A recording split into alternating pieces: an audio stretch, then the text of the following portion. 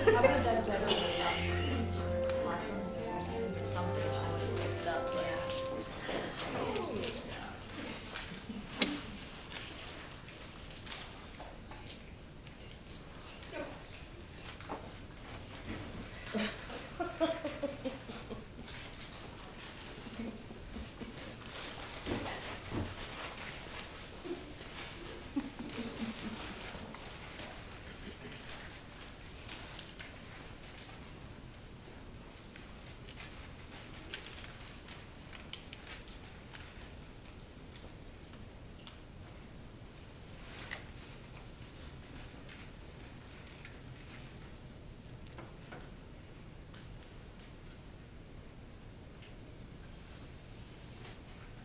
True. Nervous. Very, very dreadfully nervous. I had been and am. Why would you say that I am mad? The disease had sharpened my senses, not destroyed, not dulled them.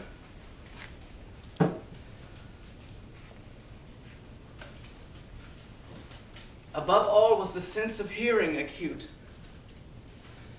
I heard all things in the heaven and the earth. I heard many things in hell. How then am I mad?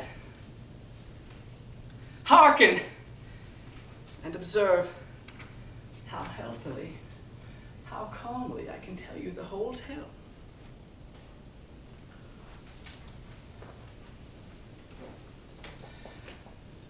It is impossible to say how first the idea entered my brain, but once conceived, it haunted me day and night. Object there was none, passion there was none. I loved the old man. He had never wronged me. He had never given me insult. For his gold I had no desire. I think it was his eye.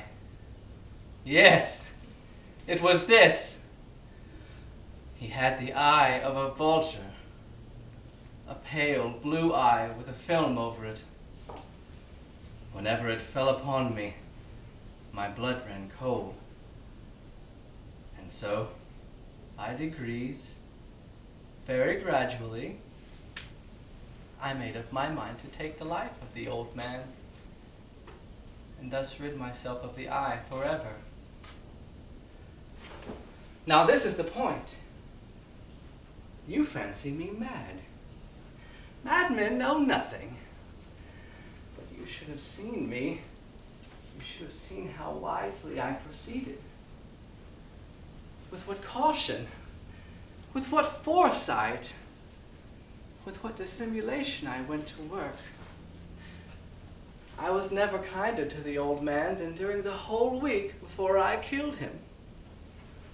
And every night, about midnight, I turned the latch of his door and opened it, oh, so gently. And when I had made an opening sufficient for my head, I put in a dark lantern, all closed, closed so that no light shone out. And then I thrust in my head. You would have laughed to see how cunningly I thrust it in. I moved it slowly, very, very slowly, so that I might not disturb the old man's sleep. It took me an hour to place my whole head within the opening so far that I could see him as he lay upon his bed. Would a madman have been so wise as this? When my head was well in the room, I undid the lantern, cautiously. Oh, so cautiously, cautiously, for the hinges creaked. I undid it just so much that a single thin ray fell upon the vulture eye. And this I did for 7 long nights. Every night, just at midnight. but I found the eye always closed, and so it was impossible to do the work. For it was not the old man who vexed me, but his evil eye.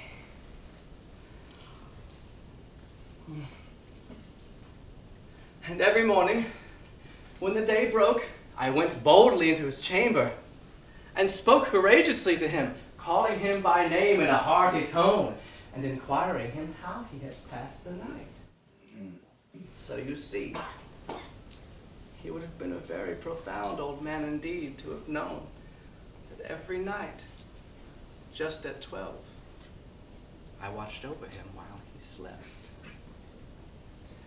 Upon the 8th night, I was more than usually cautious in opening the door.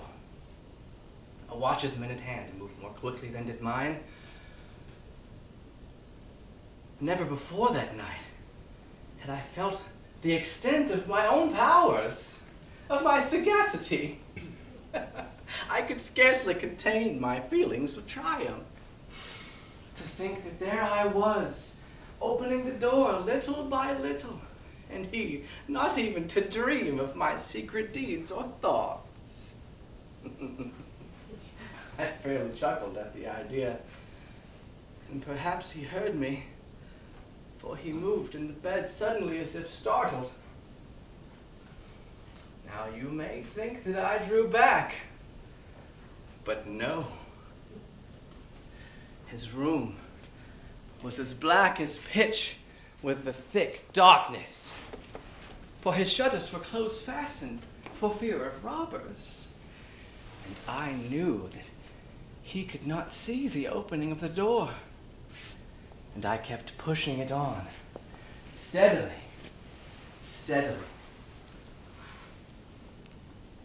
I had my head in, and was about to open the lantern, when my thumb slipped upon the tin fastening. The old man sprang up in bed, crying out, "Who's there?" I kept quite still and said nothing. For a whole hour, I did not move a muscle. And in the meantime, I had not heard him lie down.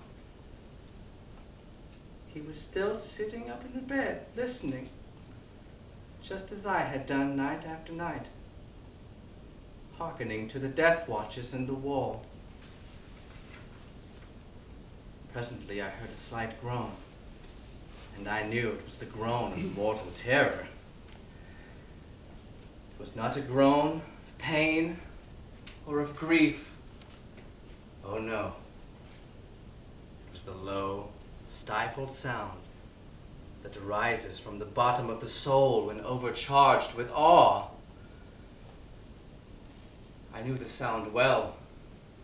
Many a night, just at midnight, while the whole world slept, it has welled up from my own bosom, deepening with its dreadful echo the terrors that distracted me.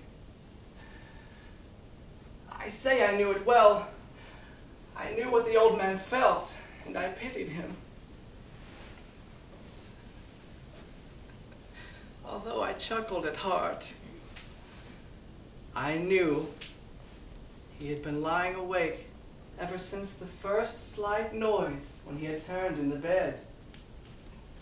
His fears had been ever since growing upon him. He had been trying to fancy them causeless, but could not. He had been saying to himself, "It is nothing but the wind in the chimney. It is only a mouse crossing the floor." Or, "It is merely a cricket which has made a single chirp." Yes.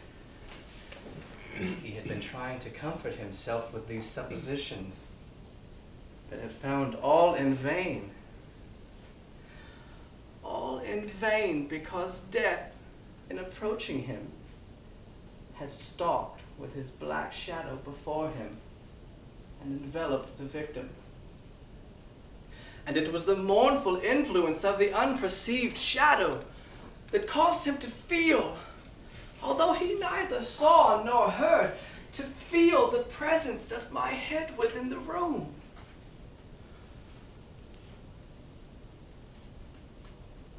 When I had waited a long time, very patiently, without hearing him lie down, I resolved to open a very, very little crevice in the lantern. So I opened it. You would not believe how stealthily until, at length, a single dim ray, like the thread of the spider, shot from out the crevice and fell full on the vulture eye. It was open, wide open, and I grew furious as I gazed upon it. I saw it with perfect distinctness, all a pale blue, with a hideous veil over it that chilled the very marrow in my bones. But I could see no more of the old man's face or person, for I had directed the ray, as if by instinct, precisely upon the damned spot.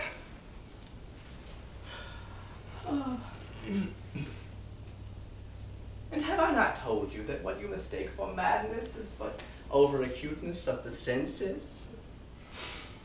Now, I say there came to my ears a low, dull, quick sound, such as a watch makes when enveloped in cotton. I knew that sound well, too. It was the beating of the old man's heart. It increased my fury, as the beating of the drum stimulates the soldier to courage. But yet, I refrained and kept still. I scarcely breathed. I held the lantern motionless. I tried how steadily I could maintain the ray upon the eye. Meantime, the hellish tattoo of the heart increased. It grew quicker and quicker, and louder every instant. The old man's terror must have been extreme. It grew louder, I say, louder every moment. Do you mark me well? I have told you that I am nervous. So I am. And now, in the dead hour of the night, amid the dreadful silence of that old house, so strange a noise as this excited me to uncontrollable terror. But still, for some minutes longer, I refrained and stood still. But the beating grew louder. I thought that the heart must burst. And now a new anxiety seized me. The noise would be heard by a neighbor.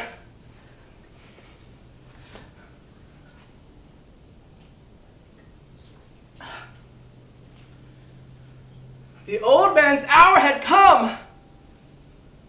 With a loud yell, I flung open the lantern and leapt into the room. He shrieked once only. In an instant, I dragged him to the floor and pulled the heavy bed over him. I then smiled gaily to find the deed so far done. But yet, for some minutes longer, the heart beat on in a muffled tone. This, however, did not vex me. It would not be heard through the wall. At length it ceased. The old man was dead.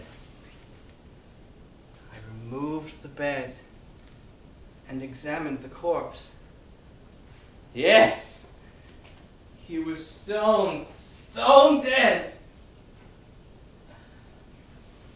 I placed my hand upon the heart and held it there many minutes. There was no pulsation. He was stone dead. His eye would bother me no more. If still you think me mad, you will think so no longer when I describe the wise precautions I took for the concealment of the body. The night waned, and I worked hastily but in silence. First of all, I dismembered the corpse. I cut off the head and the arms and the legs. I then pulled up 3 planks from the flooring of the chamber and deposited all between the scantlings. I then replaced the boards so cleverly, so cunningly, that no human eye, not even his, could have detected anything wrong. There was nothing to wash out, no stain of any kind, no blood spot whatever. I had been too wary for that. A tub had caught all.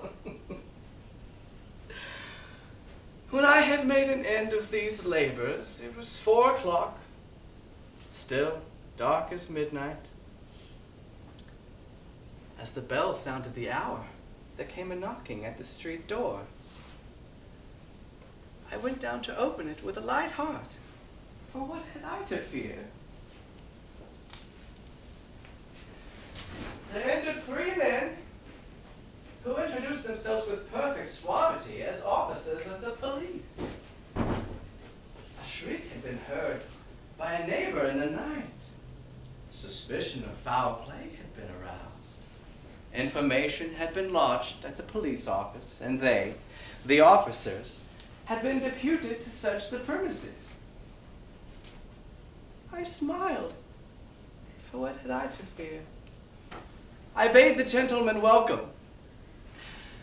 The shriek, I said, was my own in a dream. The old man I mentioned was absent in the country. I took my visitors all over the house. I bade them search well. I led them at length to his chamber. I showed them his treasures, secure, undisturbed. In the enthusiasm of my confidence, I brought chairs into the room and desired them here to rest from their fatigues, while I myself, in the wild audacity of my perfect triumph, placed my own seat upon the very spot beneath which reposed the corpse of the victim. The officers were satisfied. My manner had convinced them. I was singularly at ease. They sat, and while I answered cheerily, they chatted of familiar things. But ere long, I felt myself getting pale and wished them gone. My head ached, and I fancied a ringing in my ears. But still they sat and still chatted. The ringing became more distinct.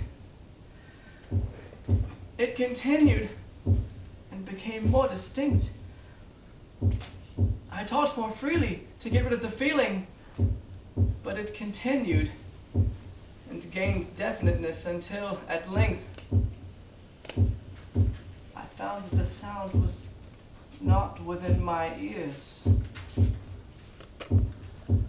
No doubt I now grew very pale, but I talked more fluently and with a heightened voice, and yet The sound increased. And what could I do? It was a low, dull, quick sound. Much such a sound as a watch makes when enveloped in cotton. I gasped for breath, and yet the officers heard it not. I talked more quickly, more vehemently, but the noise steadily increased. I arose and argued about trifles in a high key and with violent gesticulations, but the noise steadily increased. Why would they not be gone? I paced the floor to and fro with heavy strides, as if excited to fury by the observations of the men. But the noise steadily increased. What could I do? I foamed.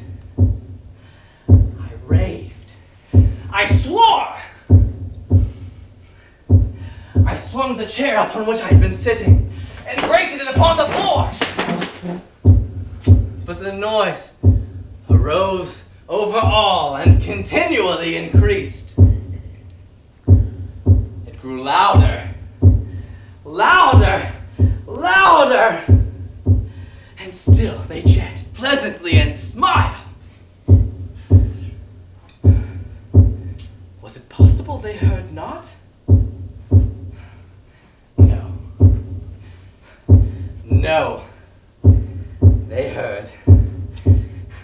They suspected. They knew. They were making a mockery of my horror. This I thought, and this I think. But anything was better than this agony. Anything was more tolerable than this derision. I could bear their hypocritical smiles no more. I felt that I must scream or die. And now again. Hark! Louder! Louder! Louder! Louder! Villains! I shrieked. Dissemble no more. I admit the deed. Tear up the planks. Here! Here!